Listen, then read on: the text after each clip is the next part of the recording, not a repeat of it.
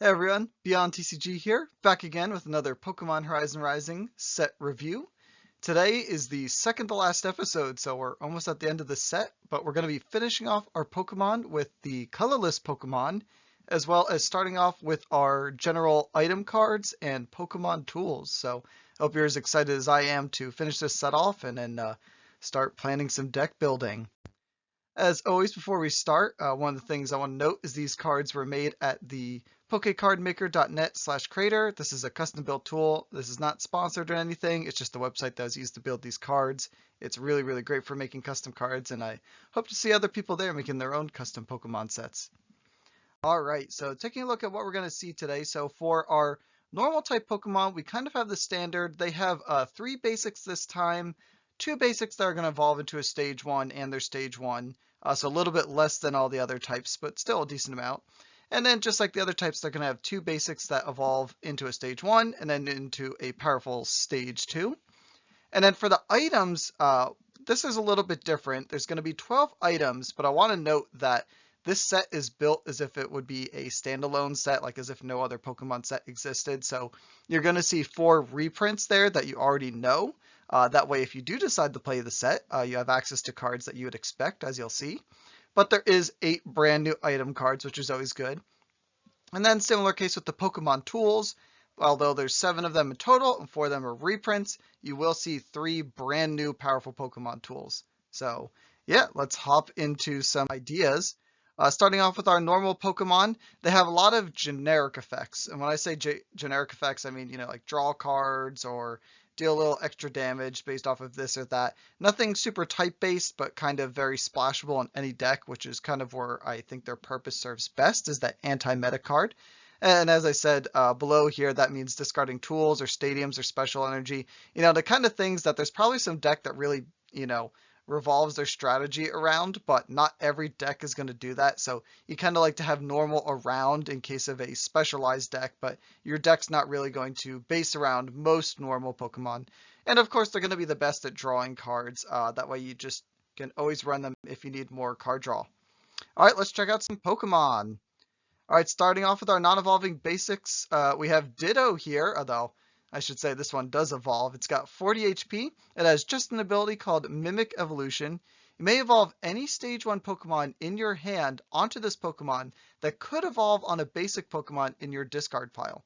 So without even doing any manipulation with the discard pile, this is just kind of good where if your basic gets knocked out early, this is kind of like extra copies of whatever basic you need in your deck. So really, really cool Ditto, but you can't just like throw it out there on the first turn and try and evolve anything on it. But just a great consistency tool, especially for these stage 2 decks. Up next, we have Girafarig. Now, disclaimer, as of this recording, Scarlet and Violet came out a week ago. Oh, it seems very recent. So I did not know that this was going to suddenly evolve into for a giraffe, although I saw some of the previews, but this set was made way in advance of Scarlet and Violet spoilers even coming out. So in this case, it's a non-evolving basic, but I'm sure you can look forward to for a giraffe in the future. But for now, this Girafarig has 110 HP. It has the colorless Friend Call attack. Reveal the top 6 cards of your deck, add all revealed Pokemon to your hand, and put the rest on the bottom of your deck in any order. So a great way to fetch more cards. And then triple colorless for Trainer Finder. Reveal the top 6 cards of your deck, add all revealed trainer cards to your hand, and put the rest on the bottom of your deck in any order. So, Girafarig's not really going to be duking out much damage, but it's so good at getting you ahead on card advantage, and that's really what you're going to do with it. You're going to bring it out, grab a bunch of cards in your deck, and then switch out. And then finally here we have Munchlax with 100 HP. Yes, making room for our baby Pokemon in these sets. For no energy at all, free attack, it has Gulp. Shuffle up to 3 cards in your discard pile back into your deck. It's a nice simple ability. And then Munch down, colorless 40 damage. You can discard a tool from this Pokemon. If you do, heal 50 damage from it. So just a nice generic card. You're mostly going to be using that free attack, although you have the ability to deal damage in case of an emergency on this card. All right, let's check out some evolving Pokemon. We're going to start with Meowth here with 60 HP. For colorless, Payday is draw 2 cards. Nice and simple. And then colorless, Meowth Claws. This attack does 20 damage plus 30 more damage if you have a darkness energy attached and 30 more damage if you have a metal energy attached. This is kind of a spoiler alert to a future deck, as you'll see with more sets coming out. I'm sure you can think of some other Meowths that may match that type there, but I will leave that for future episodes. But it evolves into Persian here with 120 HP and has the ability Treasure Find. When you play this Pokemon from your hand to evolve one of your Pokemon during your turn, you may search your deck for an item card, reveal it, and add it to your hand, shuffle your deck. And then Cat Slash here, this attack deals 50 damage to one of your opponent's Pokemon. So it's just a generally good attack overall. It can attack anything. Most importantly, that ability there kind of takes influence from Drizzile from the Sword and Shield set that gets a trainer card. However, I found that is extremely powerful, probably a little bit too good, and it just runs into people playing it over and over. So I think Persian here is kind of like the moderately leveled Drizzile that you're probably generally going to play anyway because it's just a good normal card. All right, next up we have Zigzagoon here with 70 HP. Real simple specialty, quick attack. If you go first, you can use this attack on your first turn, and it deals 30 damage. So just a good way to get some extra chip in, especially trying to evolve into Linoon and get that extra damage going. And then Colorless Tackle deals 40 damage. And it evolves into Linoon here with 120 HP. For single colorless Snatch, the other damage, your opponent reveals their hand. You may use the effects of a revealed supporter. And then Colorless Pickup, 50 damage, return a card in your discard pile to your hand. I think this card's a great example of what I think Colorless should generally be doing. You know, none of these effects are really deck build-arounds, but they're great utility cards to have around in your deck. First off, that Snatch attack. I mean, you're dealing damage and you're getting to kind of cheat extra card draw, which is great.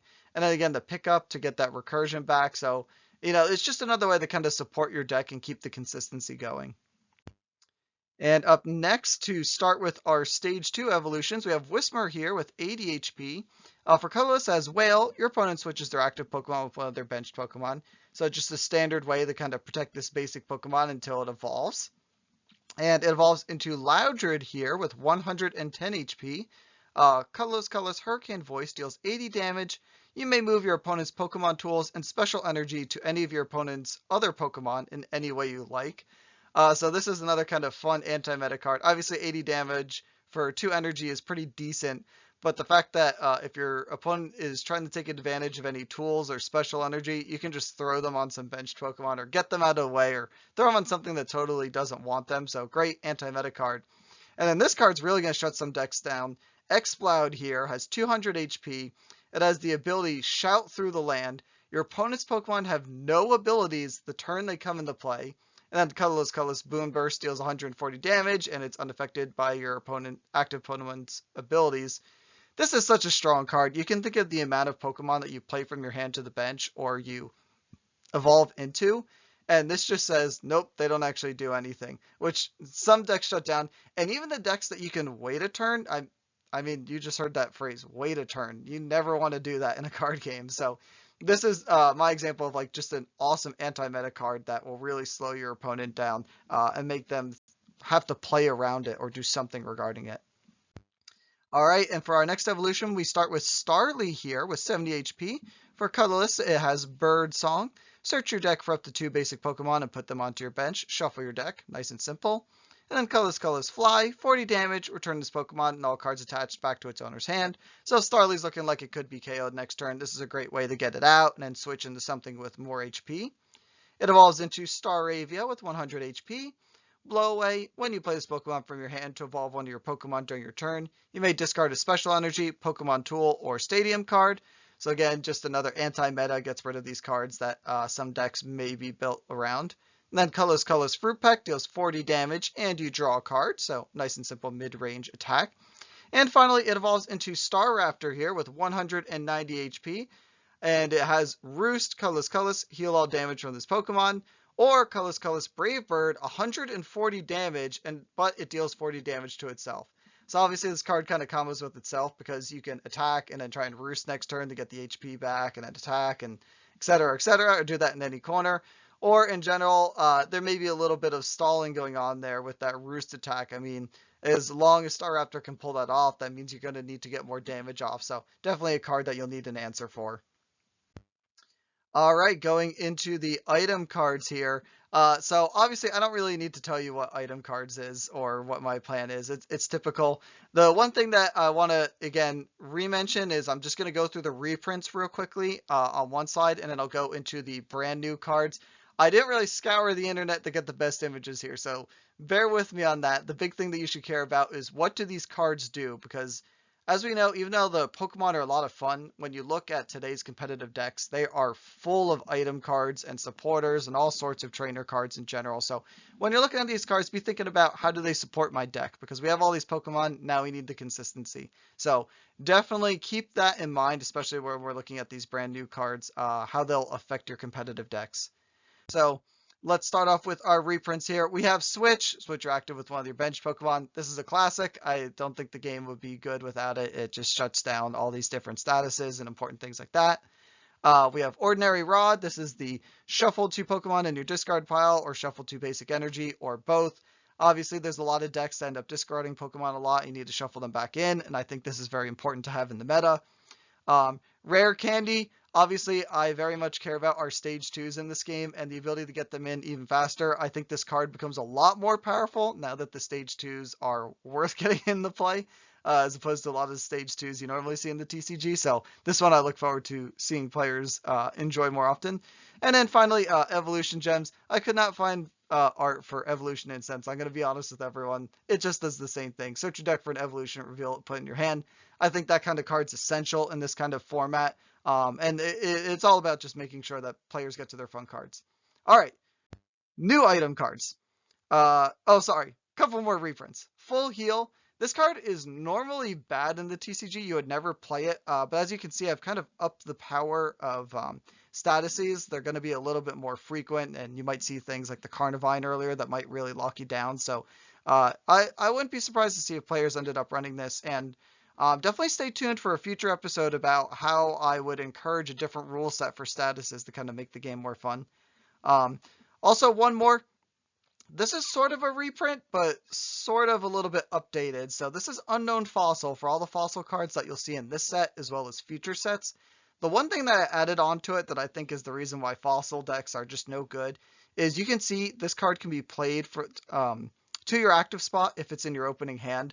I think fossils are just so bad normally because there's like no way to search them through Pokeballs. You can't play them in your opener, things like that. So this fossil, I gave it a little edge. If it's in your opening hand, you can play it. I'm sure a lot of people will be happy about that because fossil cards are just like so difficult to justify in your deck without something else going for them. Okay, and now for some brand new items here. So let's start off with Spicy Berry here. Simple item, it says your active Pokemon's attacks does 20 more damage this turn. Put 2 damage counters on your active Pokemon. So just a real simple way to make your Pokemon more aggressive, but you're also taking the same amount of damage, so maybe that's a drawback. Just something to think about. Some dark decks I'm sure will love this card. Up next, we have Poffin Cooker here. This took some inspiration from the Lost Blender card, I believe it was called. It was put 2 cards in your hand and lost and draw a card. Just similar inspiration. This one says you may discard any number of cards from your hand. For every 2 cards you discarded this way, draw 1 card. So it's a non-supporter draw card. Obviously, you might have to draw half your hand, but hey, it's still some free card draw. And then finally here we have Potion Plus, heal 50 damage from one of your Pokemon. This might seem all that inspirational, but I find that Potion, with all these Pokemon, obviously I did not try to go for 300 HP Pokemon like we have now, but even with 200 HP Pokemon, I think 30 damage is insignificant from an item card, and I think this card can definitely be upped to healing 50 damage overall. Up next, we have some item cards that are relative to different types. We're going to start off here with Rocket Punch. This one says discard a fighting energy from one of your Pokemon. Your active Pokemon's attacks does 30 more damage this turn. So very specific to fighting decks or maybe a deck that's feeling a little risky and wants to splash some fighting energy in it, but just another way to get more damage on the offense. Up next is Spirit Orb. You may transfer all damage counters from one of your Psychic Pokemon to another of your Psychic Pokemon. So I'm sure people can imagine many decks that they can do some manipulation there with the damage. And then finally, this is a card I actually expect to be in multiple decks, but hey, it kind of works specifically for Darkness. Toxic Orb. Search your deck for a basic Darkness energy and attach it to one of your Pokemon. If you do, put 7 damage counters on that Pokemon. So keep in mind, this is grabbing it out of the deck and it's energy acceleration, but 7 damage counters, I mean, if you weren't going to get knocked out already, that probably lines you up to get knocked out. But just a nice risk versus reward card that I expect to see people using. All right, let's start now with our Pokemon tools, just going through the reprints. Air Balloon, the attached Pokemon's retreat is colorless, colorless less. Again, I think this is a fair card. It's a little bit different than Switch, but retreating is always makes the game a little bit more interesting. Big Charm, the Pokemon attached gets plus 30 HP. Again, just another simple card for keeping your Pokemon alive. Again, I think it's good for the game. Lucky Egg, this card I really like in these formats that might be a little bit more aggressive, a little bit more back and forth. If the attached Pokemon's knocked out, you draw until you have 7 cards in hand. Just a very feel-good tool overall.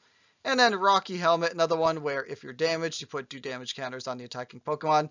All 4 of these, you've seen them before in the TCG. I think they're good for the game, and I've brought them back as staples for this set that you can think about. But you're here for the brand new tool cards, so let's finish off the episode with that.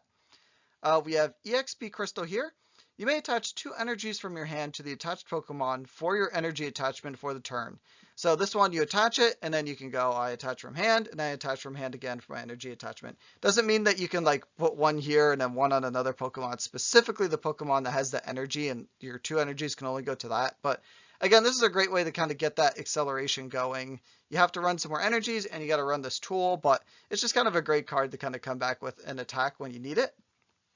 Next, we have Magic Wings here. One that, oh man, I wish this card has already existed in the Pokemon TCG. It says, after the attached Pokemon attacks, you may switch it with one of your benched Pokemon.